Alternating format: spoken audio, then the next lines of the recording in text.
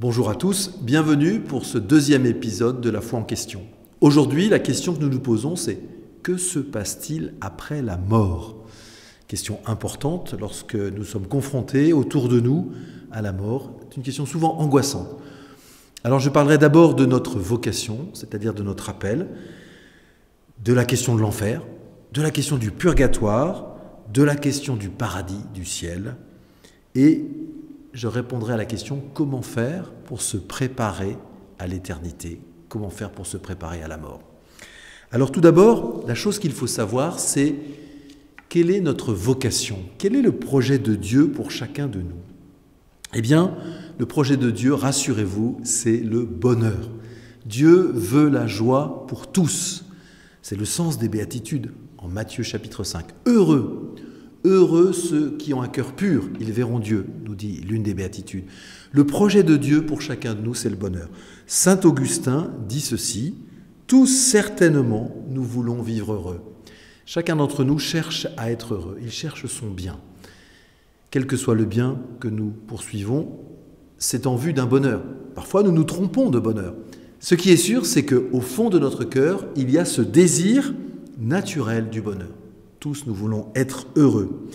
Il vient de Dieu, ce désir. Il a été inscrit en nous, à notre création. Deuxième chose importante, c'est que seul Dieu peut combler vraiment notre cœur.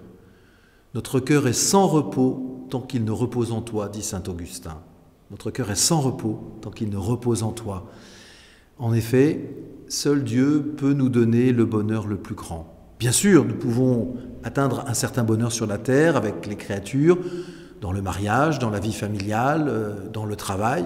Bien sûr, tout cela est bon, mais le bonheur le plus grand, le bonheur le plus accompli, le bonheur en éternité, seul Dieu peut nous le donner. Ce qui est sûr aussi, c'est que nous sommes des êtres libres, parce que nous avons tous, êtres humains, une mémoire, une intelligence et une volonté. Et donc, nous sommes réellement capables de poser des actes libres. Or, tout acte libre que nous posons engage notre responsabilité. C'est quelque chose de grand et de parfois redoutable, dramatique que la liberté. Parce que par la liberté, lorsque nous posons des actes libres, eh bien, nous engageons toute notre vie. Nous engageons d'une certaine manière notre éternité à chaque acte libre que nous posons sur cette terre. Donc c'est important de prendre cela au sérieux. Retenons cela, notre vocation, c'est le bonheur pour l'éternité, c'est le ciel. Nous y sommes tous appelés, quelle que soit notre foi, quelles que soient nos vies, nous sommes tous appelés à cela.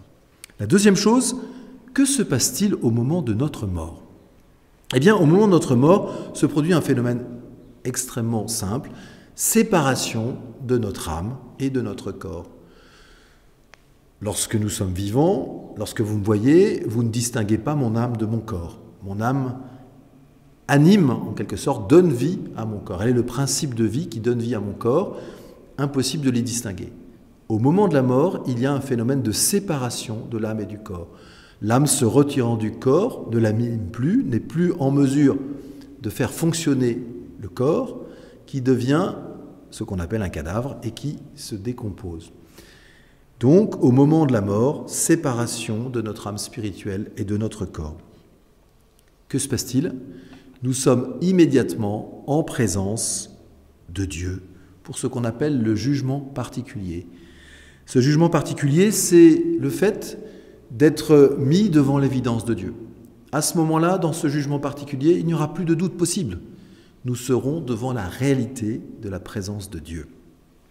Or, Dieu est juste. Nous le savons, il est amour, il est juste. Et donc, chacun sera amené à poser un choix libre, lucide et définitif. Voilà, Dieu nous permet, honore en quelque sorte la liberté qu'il nous a donnée par création. Et ça veut dire qu'on pourrait dire ceci, je crois, que tout homme rencontrera le Christ en personne au moment de sa mort.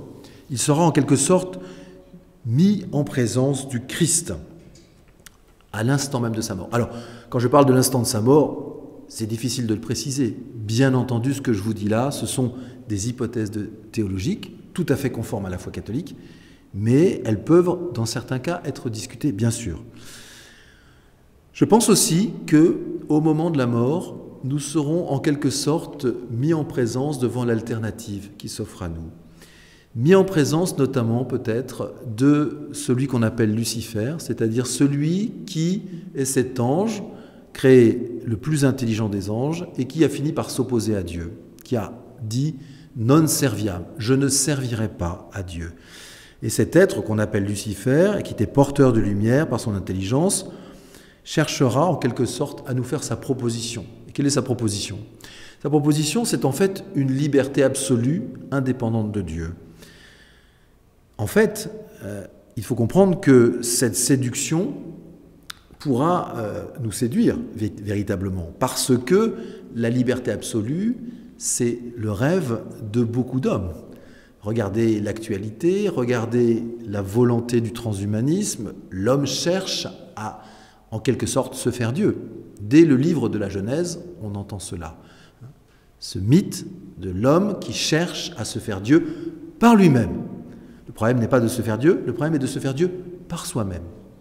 Et donc, nous serons probablement confrontés à poser un choix lucide entre, comme le formule saint Bernard de Clairvaux, l'amour de Dieu premier, jusqu'au mépris de soi, c'est le renoncement en quelque sorte à sa liberté en la mettant au service de l'amour, ou l'amour de soi jusqu'au mépris de Dieu. C'est vrai que si je cherche ma liberté absolue, si je veux être le maître total de ma vie, eh bien, je risque de mépriser Dieu, je vais refuser Dieu. Et donc, ce choix au moment de la mort est un choix véritable qui a une conséquence essentielle. Ne croyons pas que lors de notre mort, ce qui va se passer se fera indépendamment de notre liberté. On ne peut pas se tromper, il y aura une lucidité qui nous sera donnée. On ne fera pas un choix qui ne sera pas fait en pleine conscience. Le choix sera fait en pleine lucidité, dans la lumière de Dieu. Alors c'est important d'éclairer ce choix parce que, par la prière des mourants, la prière pour les mourants est très importante. Récemment, j'ai eu l'occasion d'accompagner des mourants, et je le fais régulièrement. C'est très important de prier auprès de ceux et celles qui sont sur le point d'apostasie, qui sont entrés dans ce qu'on appelle l'agonie, c'est-à-dire le combat. Il est essentiel de prier pour eux. Voilà, donc nous avons vu ce qui se passe au moment de la mort. Maintenant, posons la question que beaucoup se posent. L'enfer existe-t-il? Eh bien, l'enfer existe, c'est une vérité de foi, dans la mesure où sont en enfer déjà les anges déchus, ce qu'on appelle les démons et le diable. Personne ne peut dire s'il y a d'êtres humains en enfer, l'Église ne l'a jamais dit, mais ce qui est sûr, c'est que l'enfer existe et qu'y sont présents les anges déchus, ceux qui ont refusé Dieu, de servir Dieu. Alors, cette fausse lumière de l'enfer, présentée par Lucifer, peut être attirante, parce que, comme je le disais à l'instant, c'est une exaltation de la liberté, une exaltation de puissance. Et donc, cela peut nous séduire, ou en tout cas certains d'entre nous. D'autre part, il est évident que l'égoïsme sur la terre et l'orgueil nous prédisposent. Lorsque l'homme devient son propre maître, forcément, il sera tenté de répondre oui au projet de liberté absolue du diable. En fait, il faut bien comprendre qu'au moment du jugement, au moment de notre mort, c'est comme si notre vie était toute densifiée à ce moment-là. Cela veut dire que toute notre vie nous prépare à la décision que nous poserons au jour de notre mort. Chaque acte que nous posons sur la terre a du sens. Il faut donc savoir que le refus de l'évidence, la soif de pouvoir et d'orgueil, ou de sexe, la présomption, l'obstination, la tiédeur aussi, la tiédeur pour les baptisés par exemple qui ne vivent plus des grâces de leur baptême, qui finalement méprisent en quelque sorte le cadeau extraordinaire qu'ils ont reçu au jour de leur baptême. Tous ces éléments-là peuvent nous prédisposer à accepter la proposition de liberté absolue. Voilà. En fait, ce qu'on peut dire sur la question de l'enfer, c'est que c'est vraiment une réelle possibilité. C'est une réelle possibilité. Et donc, si l'Église nous en parle, c'est pour justement nous permettre d'éviter de tomber dans ce travers, pour nous mettre en garde. Comme une mère, l'Église vient nous encourager à être prudents. Alors, on peut dire quelques mots sur de quoi souffrent en fait les âmes qui sont en enfer. Eh bien, le drame de l'enfer, en quelque sorte, c'est que la personne est livrée à son désir de toute puissance et à son égoïsme. Cela est source d'une insatisfaction permanente et en quelque sorte d'une contradiction brûlante entre l'être, qui est un don de Dieu, nous avons tous été créés par l'amour de Dieu, et la liberté qui refuse Dieu. Donc il y a cette espèce de contradiction qui vient déchirer l'âme qui est en enfer. Donc l'enfer n'est pas un lieu, l'enfer est un état de déchirement intérieur terrible, une souffrance innommable. Retenons que l'enfer est une réelle possibilité et qu'il est possible que certains êtres humains, malheureusement, aient fait ce choix-là. C'est possible, même si l'Église ne le dit pas. Même pour Judas, l'Église n'a pas dit qu'il était en enfer.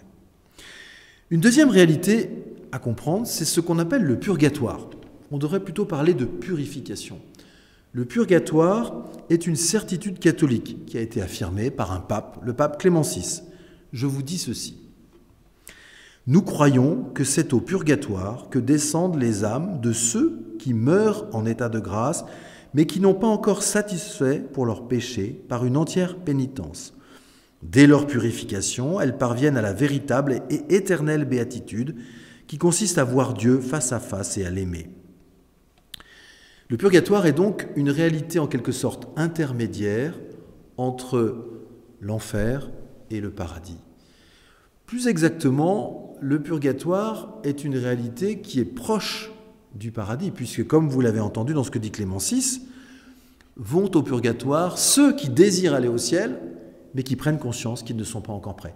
Imaginez que vous soyez invité à un mariage, un magnifique mariage. Mais voilà, vous revenez d'un match de rugby et vous vous êtes roulé dans la boue allègrement.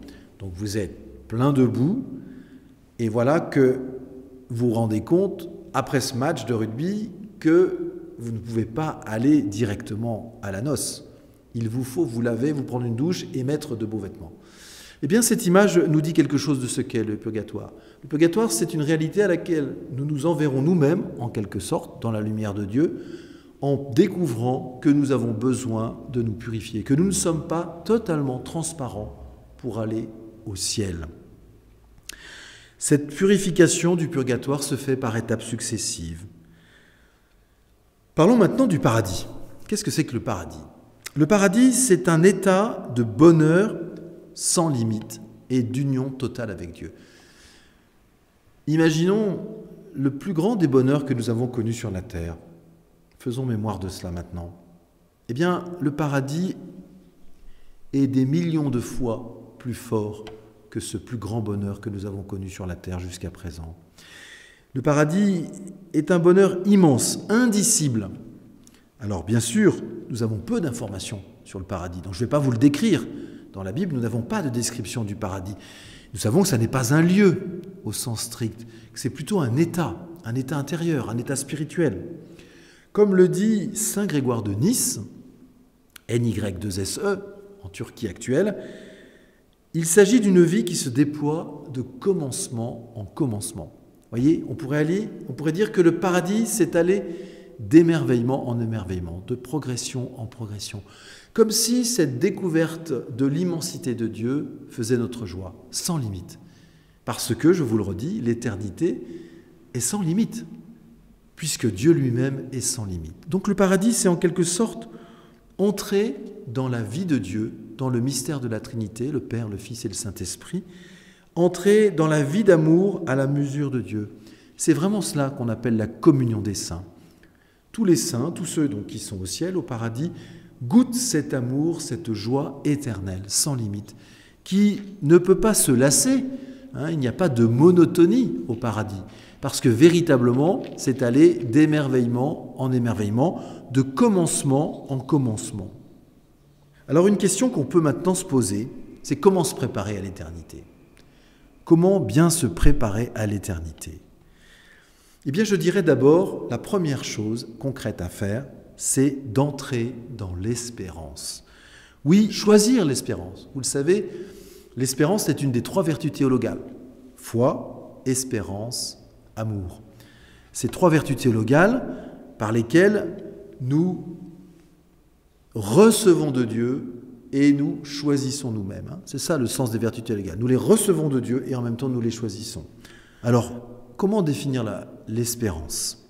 L'espérance est la vertu théologale par laquelle nous désirons comme notre bonheur le royaume de Dieu et la vie éternelle en mettant notre confiance dans les promesses du Christ et en prenant appui non sur nos forces, mais sur le secours de la grâce du Saint-Esprit.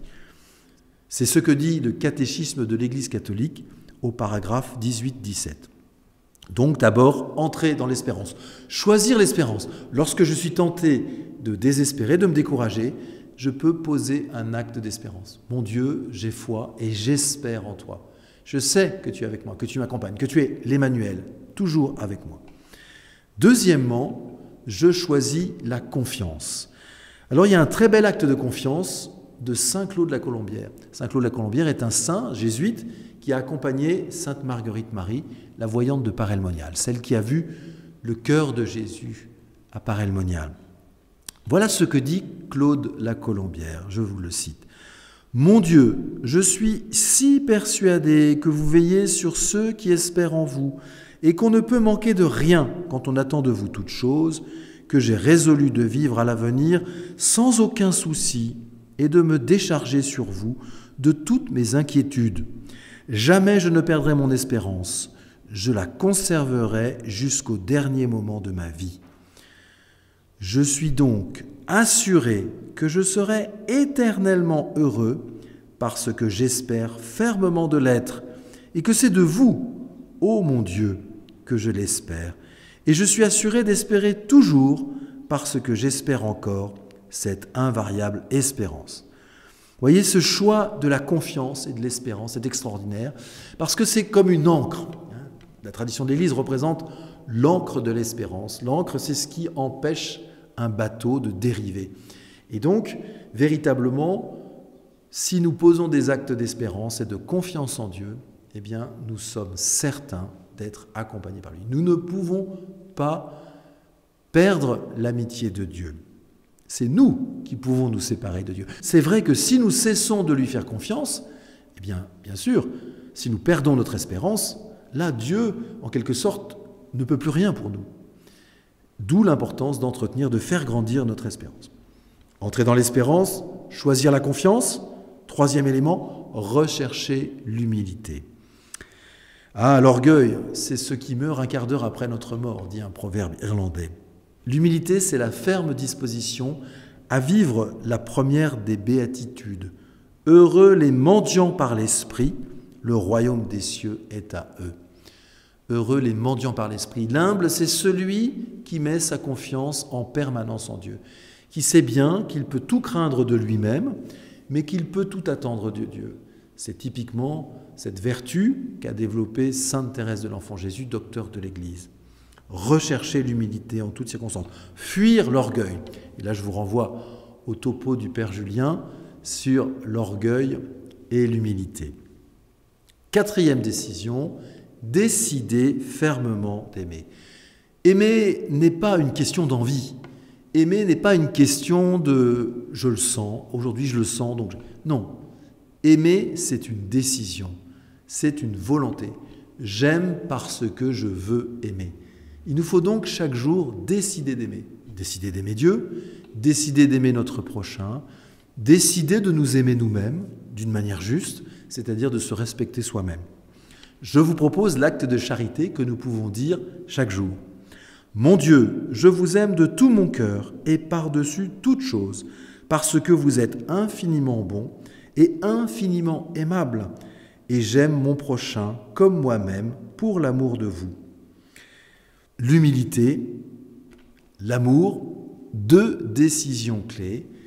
On pourrait dire que l'humilité et l'amour sont, en dernier ressort, comme les deux ailes qui vont nous permettre de nous envoler vers l'éternité de Dieu, vers la joie de Dieu. Alors il nous faut cultiver l'humilité, cultiver l'amour.